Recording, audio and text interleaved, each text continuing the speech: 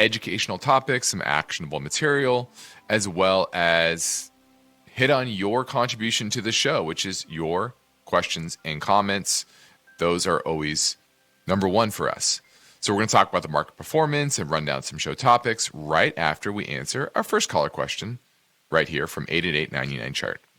Hi, Steve or Justin. This is Adrian calling from Texas. I wanted your thoughts on TPX, Tempur Sealy. I recently sold some stock, and so I have some free cash. I'm looking to invest into something long-term, so I wanted to see if you thought this was a good long-term play, and if so, what's a good target price? Thank you so much. All right, looking at Tempur Sealy International, and I'll say this, the chart is strong. It's making a series of higher highs, higher lows. It keeps consolidating and stair-stepping higher. That's typically how most stocks go. Most stocks in a bull market, most people ignore those names, but those are the names that you tend to want to be in. And so from a technical perspective, I'm going to give this one certainly a thumbs up. Relative strength at a 94. Now let's look into the fundamentals of the business. Now, they were doing fairly well. It's a cyclical business. We all know if times are rougher, you tend to not purchase a new mattress very often, right? You can last a little bit longer. You've been sleeping on it for years now. What's another few months, maybe another year? So typically, this is a cyclical business. And they did very well during the pandemic. A lot of people, pent-up demand. They were home more, maybe taking more naps, using their mattress a little bit more. And they had some extra change in their pocket. And they spent a lot of that on a new mattress. Earnings went out all the way up to $3.19 in 2021, an all-time high, from only $1 per share in 2019 pre-pandemic. Now that growth has slowed, or I guess is reversed. $2.60 in earnings last year, expected to be the same this year, and $3.06 next year. However, those analyst estimates continue to come down. So it looks like it continues to be in this decelerating environment. However, $2.60 from $1 per share pre-pandemic, that's still a very robust business. And it shows that people still have a good amount of change in their pocket. We've talked about that. Consumer spending remains strong, and they are certainly a beneficiary of that. 1% dividend yield can certainly afford that. Let's see. What have they been doing with all of this earnings and free cash flow? They didn't pay down debt. I don't like that. Debt's gone from pre-pandemic $1.5 billion to $2.7 billion. And what did they spend that on? Mainly share buybacks. So that's, I guess, a positive. And they're doing that at, I think, reasonable valuations. So I like the business overall. Once again, it's going to be cyclical, so you're going to need to watch for potential turn in the consumer, and that will impact this name. But the technicals are strong. They have some debt, like I said, but not so much that it's at risk or anything like that. And they're buying back shares, which I think is a positive. So I'm going to give Tempur-Pedic a thumbs up. But I would make sure to watch out, have a stop on it. Probably the 100-day moving average is where I would have a stop on Sealy Tempur-Pedic. TPX is the symbol. All right, now let's keep in mind that today, as always, I'll be providing useful data as well as my unbiased perspective, developed with over 20 years of investment experience. I've been doing it for a long time now, and there's a lot of ground to cover. Over 45 minutes, goes by fast. And it's always better when we get your input. So I always encourage you to pick up the phone, give us a call. Now, our main focus point is on taxable bonds and how that can fit into a portfolio. Who is it appropriate for? For most people, a little bit, at least, is probably appropriate. And for others, maybe a lot. And then others who maybe are not a very high tax bracket, for example, maybe taxable bonds would be very limited. So we're gonna touch on that topic. Also, I want to look at the growth versus value trade. What is that looking like, or what does that look like so far this year, and especially the last few months, where I've been saying that trend has certainly shifted a bit. Okay. Also, I want to look at the way the SEC is treating private equity and hedge funds and how that might change that business. And then lastly, we're going to look at college. Is the degree that major universities are handing out, is that degree worth it? And the answer is mixed, and it depends really on what your major is. So we're going to look into the details on those numbers. We're also going to get to some voice bank questions. One is on NextEnergy and mutual funds. And then my perspective today looks in the history of coins used here in the United States. And now let's talk about the market performance today. We had a nice positive up day. The value side of the market certainly outperformed the best part of the Morningstar style box. Small cap value up 1.1%. The weakest was actually large cap value, 0.43%, large cap growth, 0.62%, but definitely leaned on the value side, outperformed. Small caps were up about 80 basis points. The large caps up about 65 basis points or so. So small caps certainly outperformed on the day. You had some big movers. Hawaiian Electric rebounded a bit after obviously being down a ton as of late. Let's see, any big moves down? AMC down another 11%. That one continues to struggle. But we have the PCE data on Thursday. That will be interesting. And then we have the jobs data on Friday. And that will give us some insight into the trajectory of our labor markets and the broader economy. Okay. Now let's see if I can, let's see how, so that's how I see things. And I want you to give us a call if you have any questions. That's what's most important to me. Each and every show is your calls. So 888-99-CHART is how to get your questions in. Now, have you heard about the InvestTalk Classroom series? It's streaming now for free over on our YouTube channel. Episode number 4 is up, and it's on deferred sales trusts. And this is a time-tested option to help business and real estate owners sell their assets and defer capital gains taxes. It's a really unique strategy, and we talk a bit more and dig into the details on the InvestTalk YouTube channel and our classroom series. But for now, the phone lines are open, waiting for your questions at 888-99-CHART.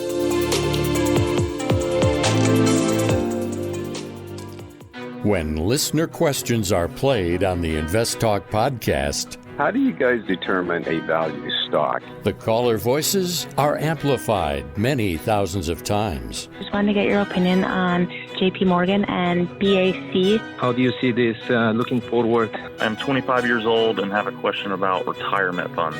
And the unbiased answers from Justin Klein That's why it's trading so cheap, because there's a lot of regulatory risk. and Steve Peasley I kind of like it here. If I was going to buy Tyson Food, this is where I'd buy it. benefit the entire InvestTalk community. Thank you for what you guys do. That's why 24/7, rain or shine, no matter how simple or how complex, your questions make a difference. Symbol BKE. What's your outlook? And InvestTalk is made better by the power of you. So don't forget to call 888-99-CHART.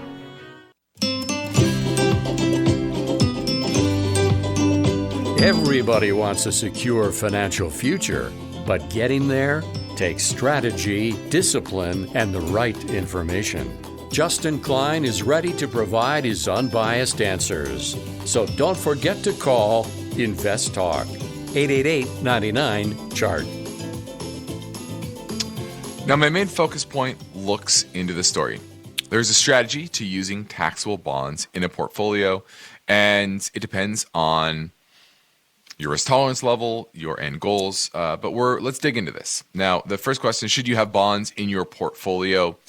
Most people already have equity exposure to some degree, and taxable bonds typically are a logical addition for most people, especially in tax-deferred accounts like IRAs, 401ks, because the taxable nature of those bonds isn't felt, at least immediately, okay? And now taxable bonds make up the largest segment of the bond market overall. And there are a lot of different types of taxable bonds: treasuries, mortgage-backed securities, corporate bonds, high-yield corporate bonds, bank loans, inflation-protected securities, as well as foreign bonds issued outside of the U.S. And bonds are inherently safer than stocks. You should know that. They rank higher in the capital structure, meaning in the event of a bankruptcy, bonds get paid first before equity shareholders. And investors are usually on the hook for ordinary income tax when they receive this income in the year it was received. Now, there are some exceptions. For example, treasury bonds, as well as treasury inflation protected security, they're exempt from state and local taxes. Not federal, but state and local taxes. So there's some benefits for those. Now, bonds have generated much higher long-term returns than cash. So they're certainly better than keeping a bunch of cash earning next to nothing in your savings account, for example. But they have less growth potential than stocks. Stocks have more upside, more return over time. And that makes sense. They're lower risk than equities, higher risk than cash, and therefore they're kind of in the middle. And for some people, and for portfolio diversification, that makes a lot of sense. Now, there are two main risks for corporate bonds, or taxable bonds, let's say that. Interest rate risk and credit risk. Last year, you saw interest rate risk rear its ugly head in a huge way for anything with duration. Right? We know higher interest rates means lower bond prices. Now, then there's credit risk, and that is default. Mainly this applies to corporate bonds, but can apply to municipals and other types of foreign bonds as well. So taxable bonds are middle of the road in risk and return, but they can have big down years like last year. Some years down over 15% or more. And in bad years, high yield bonds, when credit risk rears its ugly head, they can drop almost as much as equities. High yield bonds during the financial crisis were down over 30%. But standard deviation is pretty low. So for equities, large cap equities, standard deviation is usually in the mid to high teens. Corporate bonds, 5 to 6. High yield bonds, 7 to 8. Intermediate term government bonds, 3.5. Ultra short term bonds, only 2. So you can see they're 3 times less risky than equities when it comes to volatility. Now, how do you buy these bonds? One, you can buy individual bonds. There can be spreads there. There's some costs. You can buy ETFs, exchange traded funds. They are lower costs. You get access to professional management, broad diversification, but you're also subject to that duration risk and other investors selling and you locking in losses. Whereas individual bonds, you can hold them to maturity. And that's really the nice thing about laddered individual bonds. You have full control, whereas in the fund category, you don't have full control. You're kind of at the whims of management as well as the other investors in that bond fund. And then active is usually better than passive in the bond fund world. So it's different than equities. Active funds tend to actually outperform the indexes. Now, what's interesting here is if you look at its longer term volatility and you look at the categories and how quickly losses turn back into gains. We talked about this in equities. It can be a decade before losses actually turn back into gains. Whereas in the different bond categories, pretty much all of them within 3-4 years, you have a very low probability of losing money over a, call it 5-year time frame. Only high yield bonds and inflation protected securities at short periods of time, 5-year intervals, if you actually lost money. That's only about 3 to 5% of the time. The rest of the categories, you've made all your money back. So it's one of those things where bad years are actually a good time to buy bonds, typically. But, we've just gone through a 40-year bull market in bonds. So this is only looking over that time period. This is a new era. And so it's really about shortening up that duration. That's probably where your biggest risk is in this environment, is taking too much duration, going out, 10 plus years in duration. And you actually probably want to take more credit risk because in an inflationary environment, there's actually less credit risk overall because generally prices are rising. All right. So that was an overview of taxable bonds. Now we're going into a quick break. Please remember that you can call anytime and leave your question on the InvestTalk voice bank, or if you're listening via live stream on AM 1220 in the Silicon Valley area, you can call now at 888-99-CHART.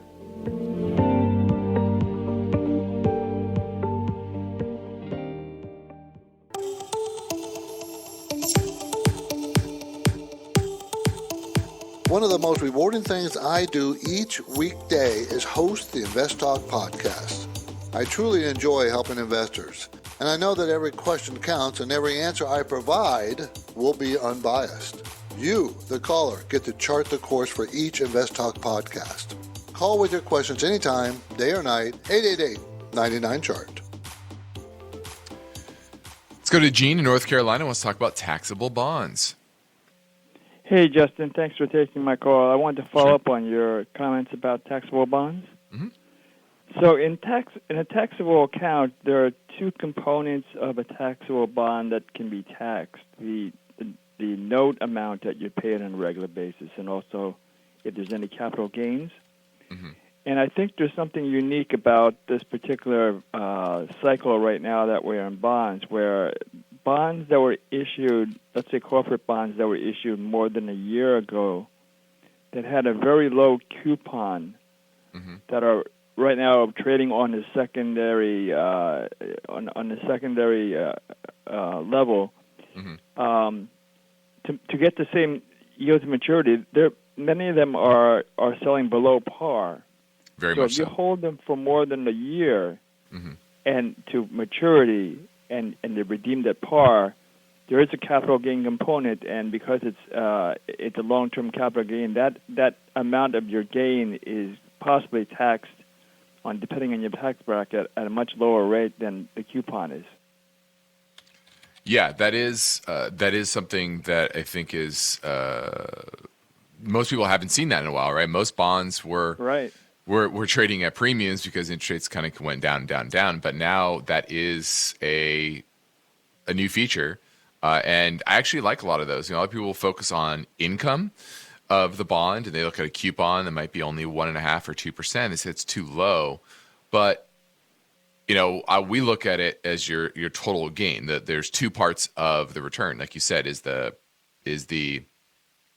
or the interest payment that usually is semi-annually, and then there's the appreciation between what you purchased the bond at, and then maturity or par, and that can be complex for the average person to kind of calculate, but you want to make sure you're taking both into account, because in this environment, there are a lot of bonds. Most bonds probably now are trading at some sort of a discount. And you're right, there is that nice capital gains, long-term capital gains treatment that you'll get if you hold it over a year. So great point, and something that people just haven't been able to take advantage of for a long period of time.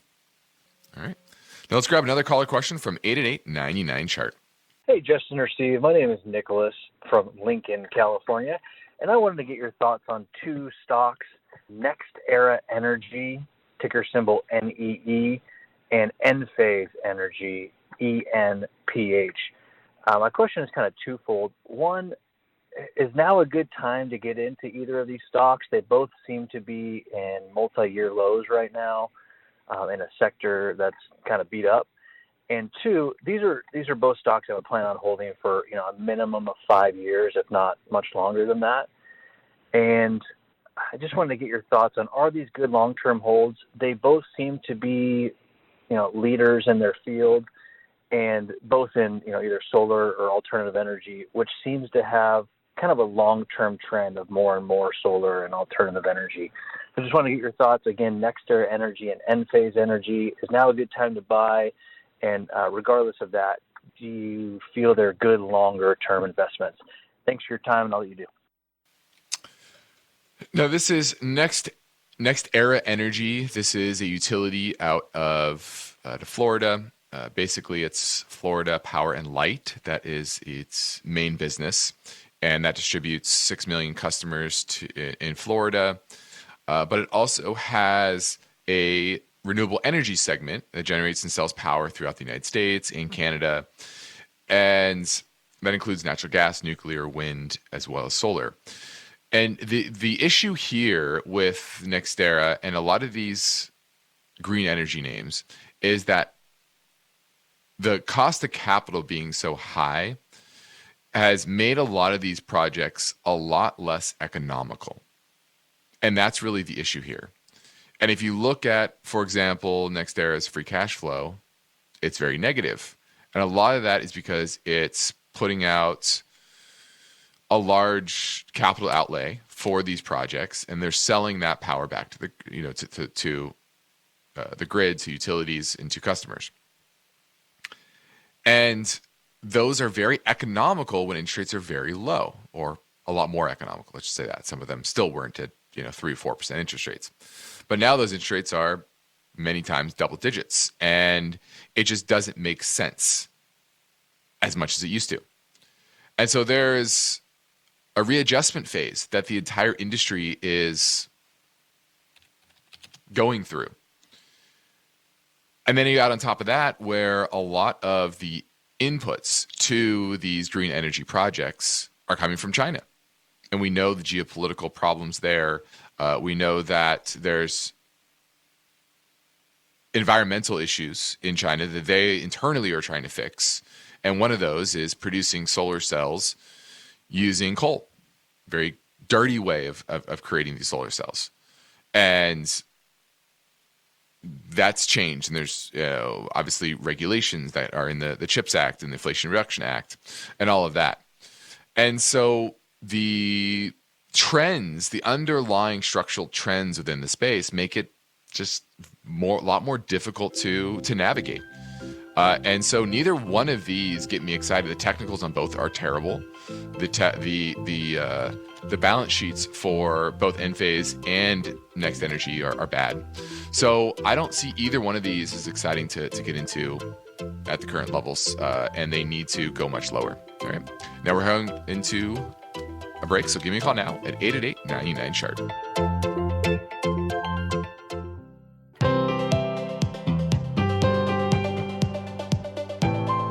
The stock market is volatile. It's constantly changing. So how are you positioned? Is your portfolio properly balanced, or are you taking unnecessary risks? You can get guidance anytime for free if you go to InvestTalk.com and take the brief Riskalyze quiz. On the next Invest Talk, we will look into the story behind this question. When stock becomes worthless, can investors gain a valuable lesson? How can you know when it's time to move on? Now, according to the NASDAQ data, more than 15 million transactions took place on August 16th in shares of failing home retailer, which filed for Chapter 11 bankruptcy protection in April. So we're going to look at that story tomorrow. But for now, let's answer another caller question. Hey, enjoy the show. Thanks for what y'all do. I want to get your thoughts and opinions on investing in market-neutral funds, especially at a time like this where there's a lot of volatility in the market, a lot of headwinds going forward that y'all have touched on your show. Just general thoughts on market-neutral funds. Specifically, one that I'm looking at is Vanguard, VMNFX. Seems like it's done pretty well so far this year. Definitely has a higher expense ratio than traditional funds, but seems lower than some of the other ones I've seen for neutral funds. And then lastly, if you do think it's a good strategy, what percentage of your portfolio do you think is appropriate? Thanks. Look forward to hearing the response. All right, this is the Vanguard Market Neutral Investor Series, VMNFX. And you're right, the cost is pretty high. The expense ratio, net expense ratio is 1.83%. That's very high for just a straight up mutual fund. Now, here's my issue. Now, for everyone out there, what market neutral funds are is they are long a series of equities typically, and they are short a series of equities. So they might say, okay, we like Lowe's over Home Depot because of X, Y, and Z. And they might go long Lowe's and short Home Depot. And net, their goal is to outperform by Lowe's doing better than Home Depot.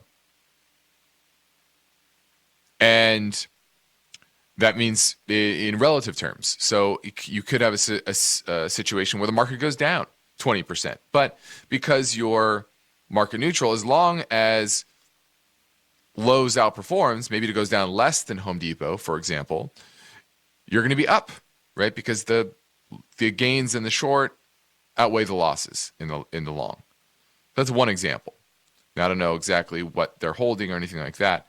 But the broader issue here is that just the returns of market neutral funds long term are very low. So what is the advantage here? For example, this one's been around a long time, and it gets 3 stars by Morningstar, 3 out of 5. So it's an average market neutral fund. But if you look at the 10-year returns, 2.75%, which is better than the category, which is 1.75%. The category is 1.75%. The index, the market neutral index, 4.3%. Why not just buy a high-grade investment bond fund? Investment-grade bond fund. You're going to do much better than that. It's still going to be relatively low risk. Different type of risk, but it's still, low risk, just like these are. I just don't find these very appealing. You're either long or you're short. And if you want something that's low risk, you can do that in the bond market and get better returns. On a 15-year basis, you know what the annual return is for this? 1.18%. Category is 1.75%. So, I don't get it. Year to date, it's up 4%. Great. Corporate bonds, high-grade short-term corporate bonds, probably up, somewhere around that too. So, I don't see any reason to buy this. I would look for something in a different category. I don't like the market neutral funds. All right. Now, my perspective today looks into the history of the coins used in the United States, and we're going to reach back 371 years. Now, I love these perspectives. The reason we do this is because I think it's very important for everyone to have long-term viewpoint of markets, but also history. Because there's nothing new under the sun. What's happened in the past will happen again. In different forms, different people, but it all has the shades of whatever's happening today that's happened in the past, and shades of what will happen in the future that we've seen before. Okay. And sometimes that's investor psychology. Sometimes that is the cycle within government and politics. And sometimes the cycle of just money in general. And if you go back to the British colonists, the 13 British colonies, they used a coin, and that was issued by England. And the Spanish dollar was the coin we used up into the origination of the United States. The Spanish dollar made legal tender in the U.S. until the Coinage Act of 1857. Can you believe that? So we've used foreign currency here in the United States. And it was used in Europe and even the Far East. And even Japanese yen, Chinese yuan were initially based on the Spanish dollar. So that's happened here. Okay. Now, the Coinage Act of 1857 was an act of the Congress. It ended the status of foreign coins as legal tender, repealing all acts authorizing the currency of foreign gold or silver coins. Specific coins were exchanged at the Treasury and reissued new coins. Now, how do we get to minting the official United States coins? Well, the current United States Mint was created by Congress with Coinage Act of 1792. And the first mint building was in Philadelphia, which was the capital at the time. And the mint is not responsible for the production of Americans' paper money. That is actually responsible for the Bureau of Engraving and Printing. I don't know if you know that. And we didn't actually print dollars until, when was that? I have it on here. 1861. 1861. Now, in the U.S. history, there have been a total of 8 coinage acts. 8. So, for a long period of time, this was a contentious issue. And the rules changed. So could rules change in the future? Absolutely. Now, there was a coinage act actually not long ago, 1965. There had been a coin shortage as of 1959. And the mint expanded production to try to meet demand. In the early 1960s were time of increased use of silver, both in coinage and in industry.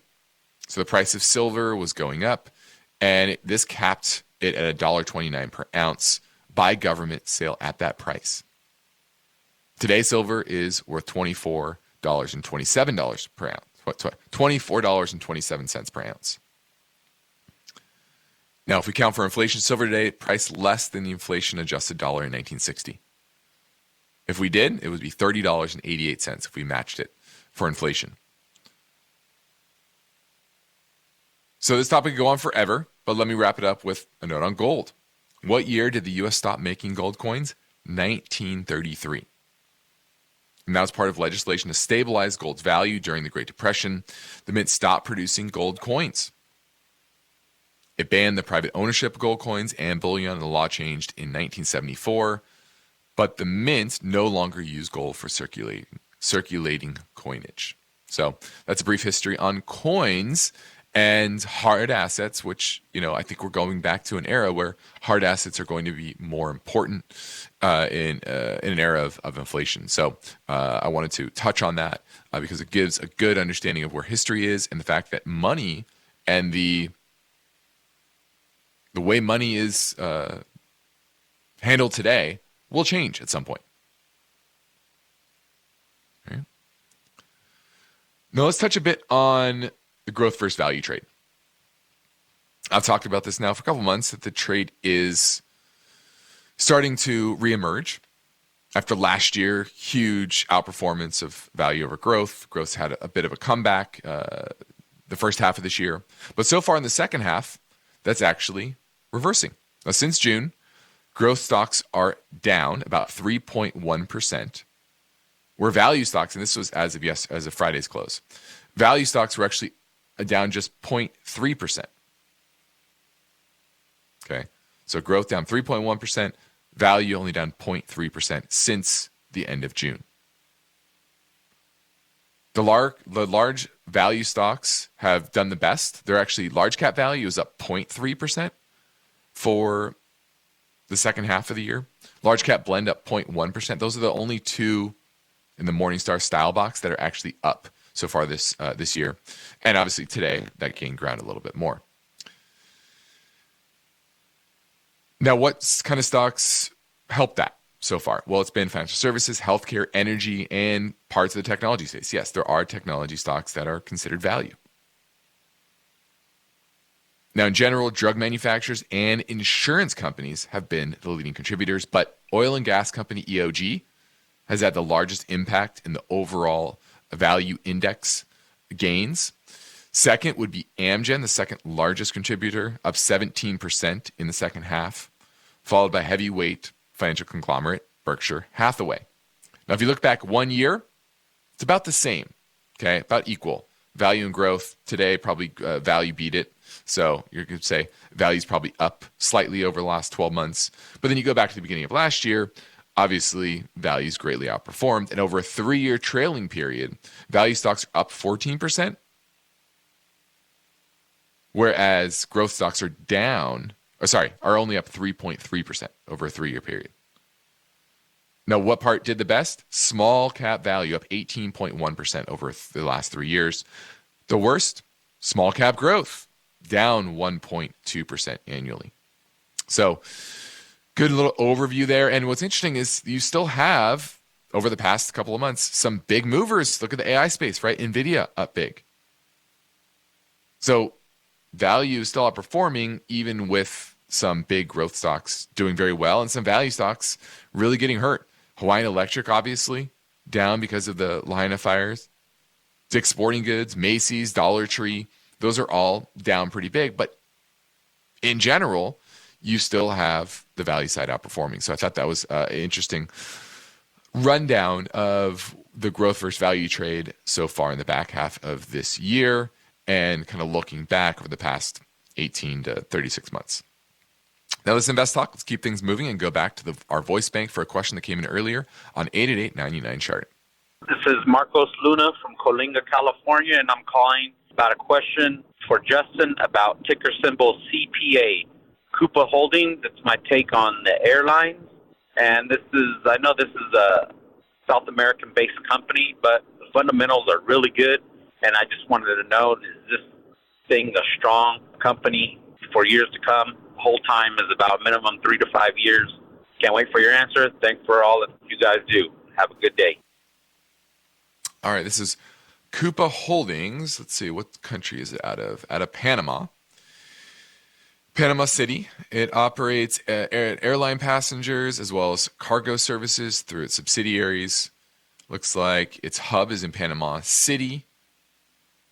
Interesting. Okay. A lot of operations in Colombia, South America, Central America, the Caribbean. Now, here's the issue. If you look at the chart, it peaked out in 2014, $158 per share. Now we're at $100. So its performance has been pretty poor, even over a time where broader equities, even foreign markets, are up. So that's one issue. Now, what have they been doing since then? They've been buying back shares. That's a positive.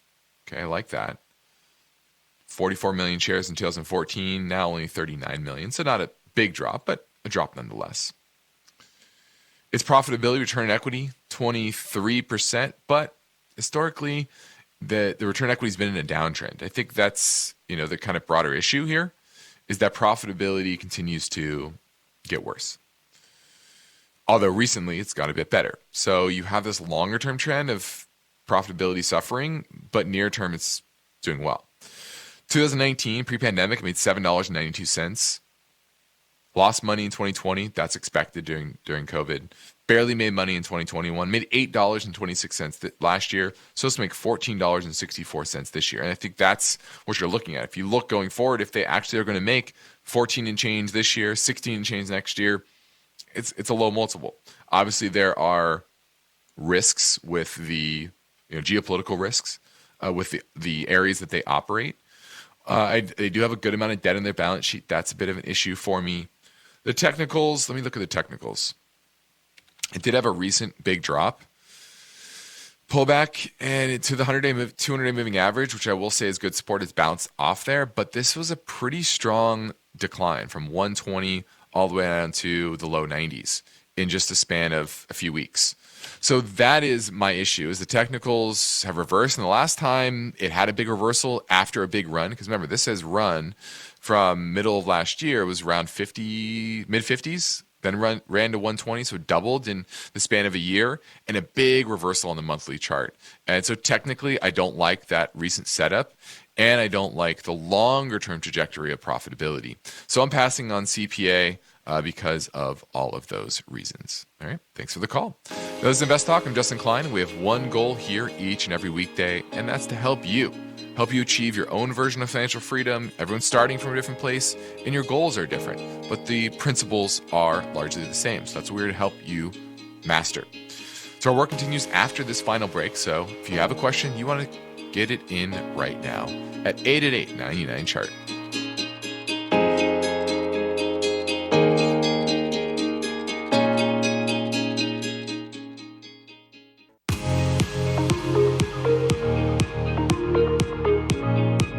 Each day, InvestTalk listeners submit their finance and investment questions via phone or email. Would you like your question to be put near the top of the list? Just take a minute or two to leave a review and rating for InvestTalk at iTunes. And be sure to include a brief question with your iTunes review comments. Hi, Justin and Steve. Love the show. I'm calling today about Modine Manufacturing, ticker symbol MOD. It's a small or mid-cap company that caught my eye. It actually has thermal management solutions for cars, but also data centers. So I was thinking about a picks and shovels play on data centers and stuff like that. It has run up a lot recently or throughout this year, even with the small pullback to the moving averages. I'm wondering if you can take a look at the numbers and let me know what you think. Am I too late to have a position in this stock? Let me know, please. Thank you. Always appreciate your guys' time. Bye. All right, looking at Modine Manufacturing, and they provide thermal management solutions to diversified markets and customers.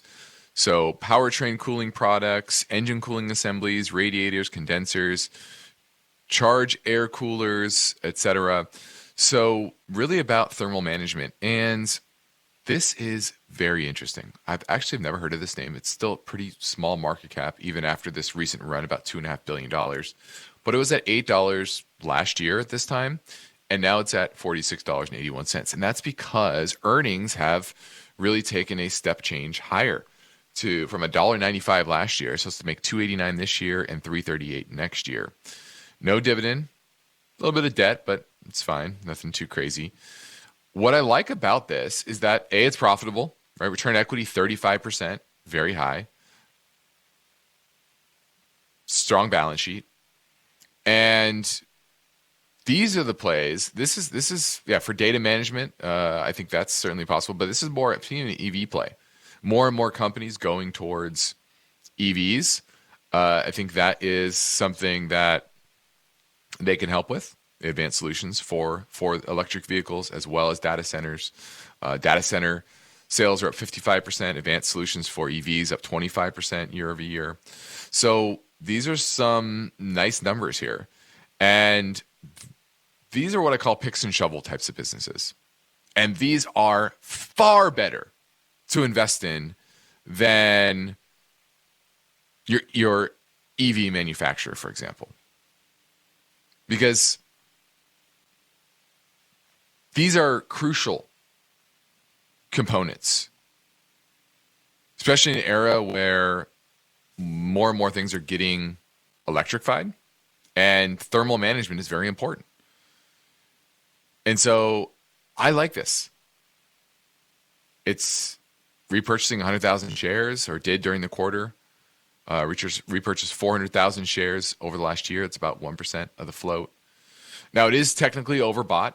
So I would need this to come down into the mid-30s for me to pick it up. Right now it's in the mid-40s. But I like what you're looking at. Profitable, has good growth and good secular tailwinds. So I'm going to give Modine Manufacturing a thumbs up. But I want to pull back into those mid-30 level. And that's probably where I'd pick it up. All right. Thanks for the call. Now, lastly, let's touch on some changes coming down from the SEC. And that was passed on Wednesday with 3-2 vote. And they're adopting new requirements for private funds. So talking about private equity funds, hedge funds.